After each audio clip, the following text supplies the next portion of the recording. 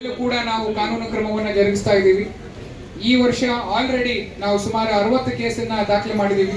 ಈ 60 ಕೇಸಲ್ಲಿ peddler case ಇದೆ, ಮತ್ತೆ ಕನ್ಸಂಪ್ಷನ್ ಕೇಸು ಇದೆ. ಗಾಂಜಾ, MDMA, ಅಫೀಮು ಈ ತರ ಎಲ್ಲಾ ವಸ್ತುಗಳನ್ನು ಕೂಡ ನಾವು ರಿಕವರಿ ಮಾಡಿ ಅವ್ರನ್ನ ಜೈಲಿಗೆ ಕಳಿಸಿದ್ದೀವಿ. ನಿಮ್ಮಲ್ಲೂ ಕೂಡ ನಾನೆಲ್ಲ ಮನವಿ ಮಾಡ್ಕೊಳ್ಳೋದು, ದಯವಿಟ್ಟು ಈ ಡ್ರಗ್ಸ್ ಹಿಂದೆ ಹೋಗಬೇಡಿ. ಡ್ರಗ್ಸ್ ಹಿಂದೆ ಹೋದವ್ರು ಯಾವತ್ತೂ ಏನು ಉದ್ಧಾರ ಆಗಿಲ್ಲ. ನಿಮಗೆ ಯಾರೇ ಡ್ರಗ್ಸ್ ಯೂಸೇಜ್ ಮಾಡ್ತಾ ಇರೋದು ಗೊತ್ತಿದ್ರೆ ನಮ್ಮ 112ಗೆ ಫೋನ್ ಮಾಡಿ ಒಂದು ಕಂಪ್ಲೇಂಟ್ ಕೊಡಿ. ನಿಮ್ಮ ಹೆಸರು ಬೇಕಾಗಿಲ್ಲ, ನಿಮ್ಮ ಡೀಟೇಲ್ಸ್ ಬೇಕಾಗಿಲ್ಲ.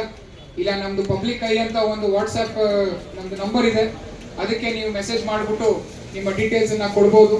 ಇಲ್ಲ ನನ್ನ ಪ್ರೊಫೈಲ್ ಫೋಟೋ ಅಲ್ಲಿ ನಿಮಗೆ ಒಂದು QR ಕೋಡ್ ಇದೆ, ಅದನ್ನು ಸ್ಕ್ಯಾನ್ ಮಾಡಿಕೊಂಡು ನೀವು ನಿಮ್ಮ ಡೀಟೇಲ್ಸನ್ನು ಕೊಡ್ಬೋದು. ಒಟ್ಟು ಮುಂದಿನ ಪೀಳಿಗೆಗೆ ಯಾವುದೇ ರೀತಿಯ ತೊಂದರೆ ಆಗಬಾರ್ದು ಅಂತ ನಾವು ಈ ಡ್ರಗ್ಸ್ ಅಗೇನ್ಸ್ಟ್ ಒಂದು ಪಟ್ಟನ್ನು ತೊಟ್ಟಿರೋದು.